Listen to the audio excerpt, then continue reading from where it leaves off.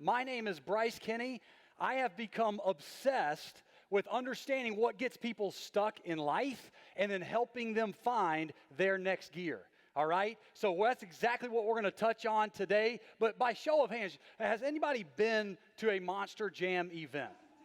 Yeah? Oh, that's what I knew this was going to be my crowd when I heard we were coming up to Lima, right? Does anyone want to go to a Monster Jam event? Huh? I got some tickets. Oh. I actually don't. Hey, by any chance, has anyone been to Indianapolis or Cleveland? I've competed there. Any chance you've seen me compete in person by any chance? No? Okay, maybe next year, right? It is so much fun. But here's the deal. I have become really good at getting unstuck because I've become stuck so many times, not just on the track, but off. And even though this isn't church, can I get an amen to that? Right? Anybody else human enough in this audience that you've become stuck from time to time? And so I have developed essentially what I call the G.E.A.R framework. I'm going to share that with you. Is that fair? All right. Before we do that, any self-respecting Monster Jam driver cannot hit a stage without teaching you first how to drive a Monster Jam truck. Can we do that together? Yes? Can I hear it? All right, good. So in Monster Jam, I think probably one of the most exciting moments at an event is something called a save. And it's where the truck is going out of control and the driver is able to make some move. All the fans think the run is over. And all of a sudden, out of nowhere, the driver's able to get traction where no one thought was possible, and it brings it back around on all four tires. And the crowd always erupts. 55,000 people go crazy. Can I show you probably, arguably, my best save of my career? We're going to start off with some highlights today. Is that fair? Right? All right, does anyone want to see that? This was in Houston a few short years ago at NRG Stadium.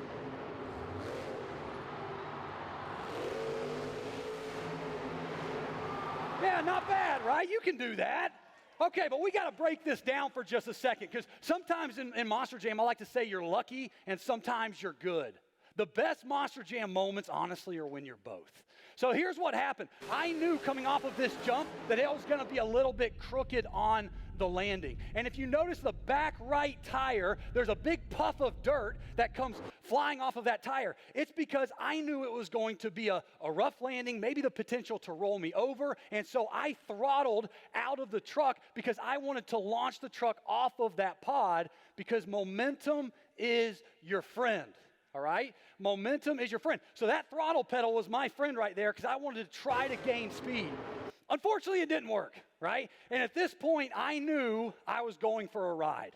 And so at this moment, I'm just telling myself, don't get disoriented.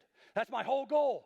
And I knew if I could just try to find where I'm at when I knew I was going into a tumble and turn into that. Look at the front right tires right there. I knew by some miracle that that's where the dirt was. I turn the front tires, I throttle out the truck, and all of a sudden I want to get as much momentum as I could in that moment because momentum is your friend. That's right. Thankfully, it worked. I had no idea that pod was there, right? So you talk about being lucky. All of a sudden, the truck hits off of that pod. I see the stadium lights come back into my field of view, and I know I've got a chance to land this thing. But I had so much momentum, the only way to calm it down is actually get off the throttle and hit the brakes.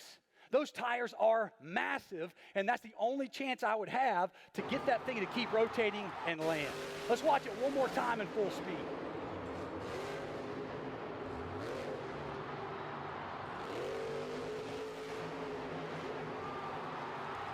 Not bad, right? Could you do that? If I tossed you the keys to my truck, you could probably figure it out. Oh man, I love it. Now, I get to come up here on stage and I get to kind of share with you some of my highlights. But like I said before, I have been very stuck in life. I've been stuck in my career with Monster Jam. Right? 8 years ago, it got so bad. I was in Albuquerque, New Mexico. Nothing was going right. Not on the track, not off the track, definitely not on social media. I definitely wasn't speaking anywhere. I really had no good highlights anywhere in my life, and it built up to so much anxiety and pressure that I ended up in the ER. All of a sudden, the medics, they saw me at the stadium. They saw something in my eyes. I don't know if I was like wobbling or something, but they saw something in my eyes, and they hooked up the heart monitor to my body. And I felt like I was looking through like a straw. And I'm glad they saw me because my heart rate was 180 over 120. And those are heart attack numbers. I wasn't experiencing a heart attack, thankfully. But in that moment, I knew something had to change. I couldn't keep going down this pathway and survive life very much longer. I had to take some of that off of my shoulders. And that was the moment when I decided something had to change. When I look back, because I didn't have this G.E.A.R framework that someone said, oh, here, just follow this framework and you'll be okay. When I look back, these 4 elements that I'm going to share with you today are the elements that then changed everything to where since that point I've set a Guinness World Record.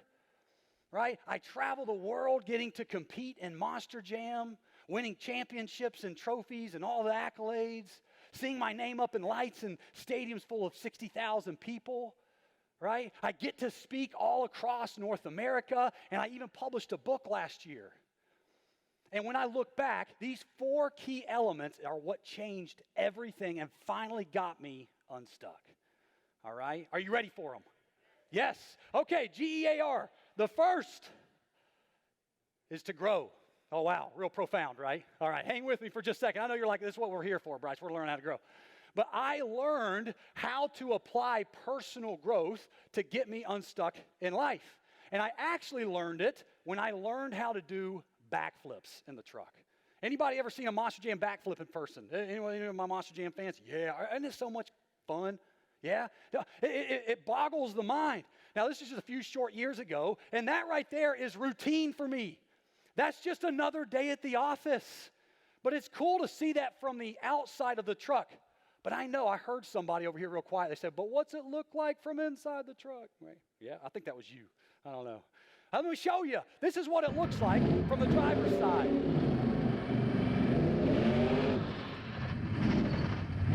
You got a 12,000-pound machine, and you're trying to get the thing to rotate upside down, and you better do it well, because if you crash on one of those, everybody boos you, right? But if you land it, everybody has so much fun.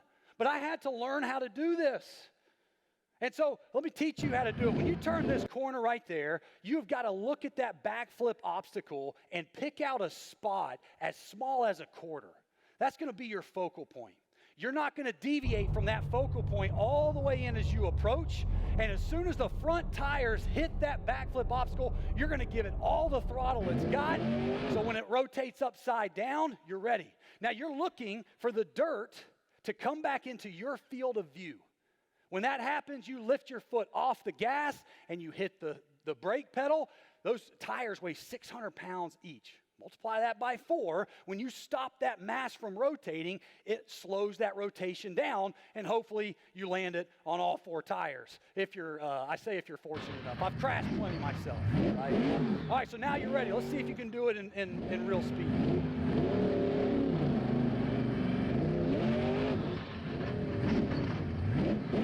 You've got it, right? Easy.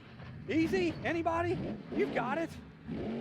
So here's one of the things that I learned in this process. Do you think I could have learned how to do that? I mean, I'm teaching you, but I'm really just sharing with you. Could I have truly gone out and done that and completed it because I learned how to do it just on a podcast? Probably not. Could I have done it off of an Alex Hormozy book, right? Or a Dale Carnegie book? Probably not.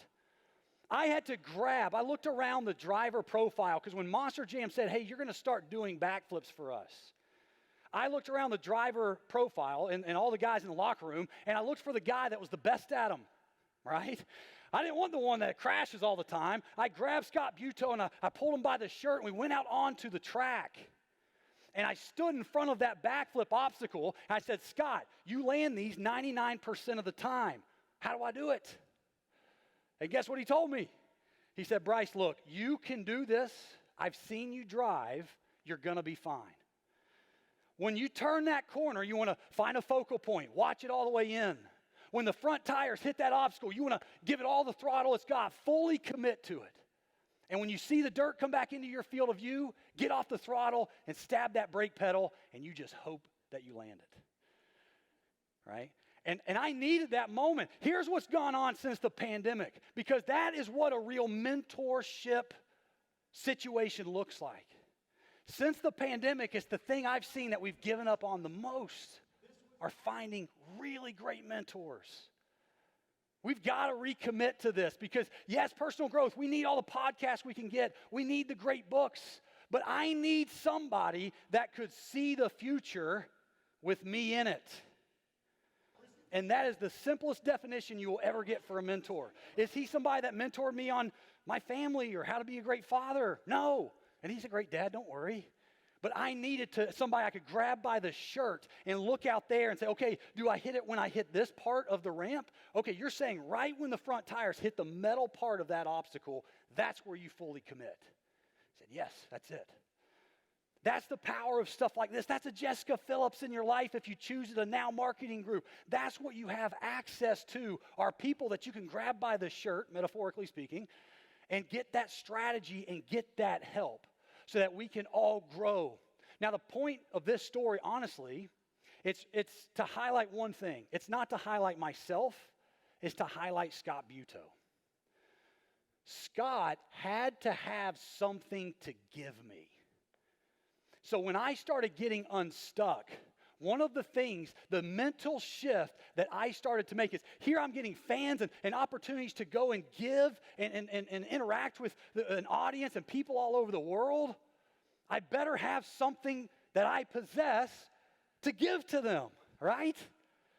And I learned a very important lesson, that you cannot fuel others from an empty jug. We are all guilty of it, okay? We're guilty of, we have audience people, we have followers, right? They're coming to your page. You're like a pit stop for them. Can you imagine someone coming to you at like a pit stop and you're like, oh, I'm sorry, I'm all out of fuel. But I've got a 20% discount on my training course on how to use AI.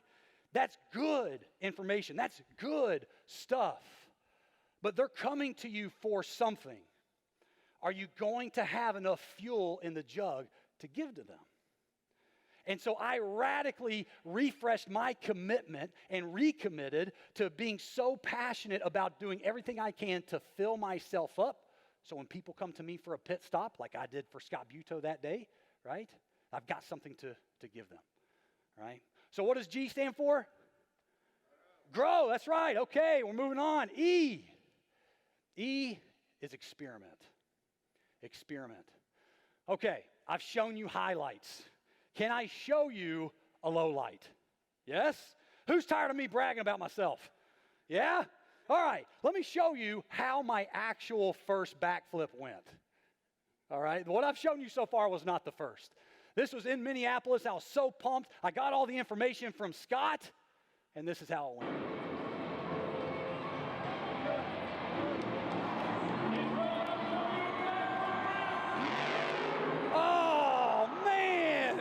So pitiful. That wasn't cool at all. It was my first stadium event with my sponsor, Great Clips. The president of that group was there, of Great Clips. That's $1 billion brand. And they told him, they said, hey, Bryce is going to attempt a backflip tonight. And it's his first one. After this happened, he looks over at our big sponsorship people at Feld Entertainment that owns Monster Jam. He goes, well, you can tell it was his first. Great. This relationship's going really wonderful, isn't it? But here's what happened. I had all the best information from the inputs that I got from that veteran driver. But I did not know just how abrasive that backflip obstacle really was. You think to yourself, yeah, you're hitting a metal wall.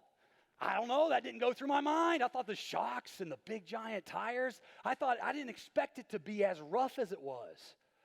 And so going back and looking at footage, I had turned that corner and looked at that focal point, and I was approaching that obstacle just like I knew how to do, but I never dropped my foot away from the brake. I don't drive with my foot near the brake because I'm a professional crash test dummy for a living. My feet are flying all over the place, and I don't want it to accidentally kill my momentum because momentum is your friend. And I just used that brake to steady myself around the corner. And as I was approaching it, I did not know how rough of a hit that would actually be. And so as soon as I hit that backflip obstacle, it just threw that foot forward just enough to tap the brake and kill all of my momentum. And that was the hardest thing for me to stomach. And I made a pretty big mental shift in this point. That what you don't know costs you the most. It's not what you do know. You've applied that, right? And now we're growing and we've got a recommitment to personal growth. But the reason we need to experiment in order to get unstuck in our life and find that next gear is because experience, we can take that knowledge and actually go out and apply it. And we can take the lessons that we learn. That's the only way that we can ultimately grow. And so I know you might be frustrated and you feel like you've been stuck for quite some time. My challenge for you is take what you know, go out there, learn the lesson, don't waste the pain, get something from it, and let's get you unstuck that way. All right? What was G? Grow. What was E? Experiment. A. Oh, you're going to love this one. Oh. This is how probably my best way that I got unstuck and my followers and everything ultimately started to grow in my experience. A stands for assault their senses. Assault their senses. I want to show you a fan reaction video. The same backflip that I did, I think it's in Tampa. 2 separate sides of the stadium. And both of these fans turned the camera and looked at themselves.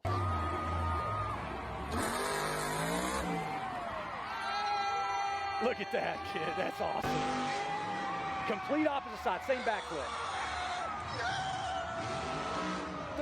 They're loving it, right? They're obsessed. Now, let me ask you a question. You went to a movie last week, and it's what? Sight and sound, isn't it?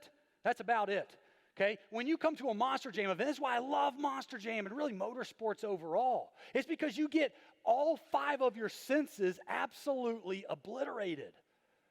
What you see the trucks do is like defying logic, right? You can feel the 1,500 horsepower in my motor as I go by. You feel your butt rumble in the seat. You can smell the dirt out there in front of you. You can hear us. It's loud. Bring some ear protection. And you're doing all that while you're eating cotton candy, right?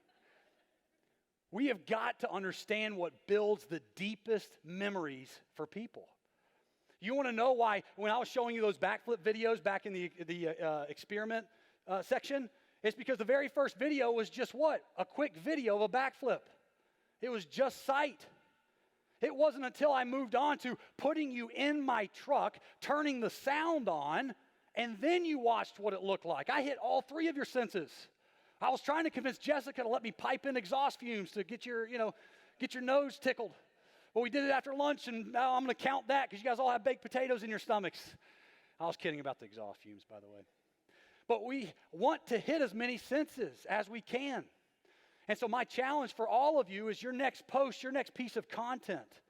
Is there something that you can just add one more of the senses to? One more of the senses. If you can get up to 3 of the senses that it affects, you're doing a post about a strawberry. Wonderful. Can you put a music tie into it of strawberry wine on the background or something? And it's such a juicy bite of that strawberry that the juice is running down their chin. And it takes them back to that last strawberry they had. That is what creates the most dynamic memories that you'll ever experience. You've got to assault their senses, all right? It's kind of fun. I like it. So I've got a chapter in my book called Geared for Life, and it's titled this way because this is probably, like I said, one of the biggest mental shifts I made was to make memories and not egos. Don't you think it would be easy for me to go across the country and feel really cool? That this is my job that I just showed you. It feels good, right? Your name's up in lights. You do something cool and 55,000 people are screaming. That's awesome. And if I'm not careful, my ego is what gets inflated. The stuff that changed for me in that moment where I went from essentially having a heart attack to saying something's got to change and seeing the results I've seen in the last 7 years is because I became more committed to making great memories instead of building my own ego.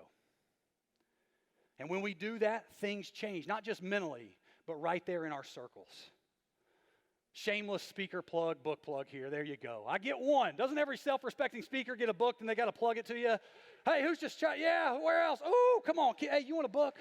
Do you want a book? Come on up here. Get this book. I don't want to take it home with me. I was looking for just one of the cheers, and you know what? She came and got it, right? Geared for Life. I had so much fun writing this. There you go. You're so welcome. And it's my 7 personal gears just like this that I've continued to discover and utilize in life. And I would encourage you, if you feel like you're stuck off of today, make sure that you buy a copy of Geared for Life. I think it's free on Audible right now, by the way, all right?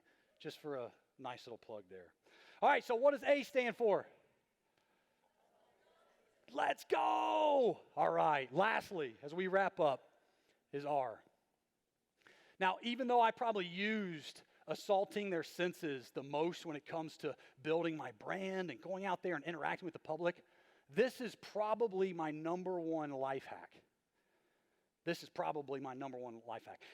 I'm from North Carolina, so I get one like country phrase. Can I give it to you? Because it's off of this. You got to risk it for the biscuit. You got to risk it for the biscuit. Anyone ever heard that? It might be like a motorsports term. I'm not 100% sure, but we use it all the time. You got to risk it for the biscuit. I'm going to show you one last video, and it's short and it's quick. This was after the hardest hit of my career. The truck rotated over on top of itself, and I landed on a concrete pavement at Atlanta Motor Speedway, and it rocked my world. So this is me crawling out of the truck, and I was pretty banged up. Like, they had to kind of pull me out. You see my like giraffe legs? I wasn't 100% sure, but do you hear that? Do you hear that rumble, the cheers? There was about 35,000 people there that day, and they were freaking their faces off because they wanted to experience a little bit of carnage. And I was in my feelings at that point because I was hurt there. I was hurt. Those guys, the reason why they grabbed me and they're dragging me out of the truck is because they were trying to get me to the ambulance as quick, because they knew it.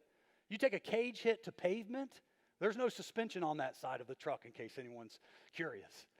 They were there to grab me and go to the ambulance. I forgot all the pain. I got out of the truck and I heard them cheering for me. You would forget the pain too, wouldn't you? If 35,000, what's your name? If 35,000 people, you got a headache right now, Matt? If he had a headache right now, 35,000 people were like, Matt, that's awesome. You would forget the headache, wouldn't you? You'd forget the headache. I forgot all the pain. I forgot all the pain. Now, I want to challenge you on something because it's not about the pain and forgetting it. And I already showed you some cool fan reaction videos. But I realized my life hack, probably the biggest life hack I've ever had, is understanding this last final shift. Do you think I put myself through risking life and limb and broken necks and things like, do you think I do that just to win a trophy? Just for the reward? Just to win the freestyle competition? Because I do not. That's not the biscuit for me. The trophy is not, it's a good thing to know where we're going, isn't it? It's a good thing to know the reward. What are we working towards?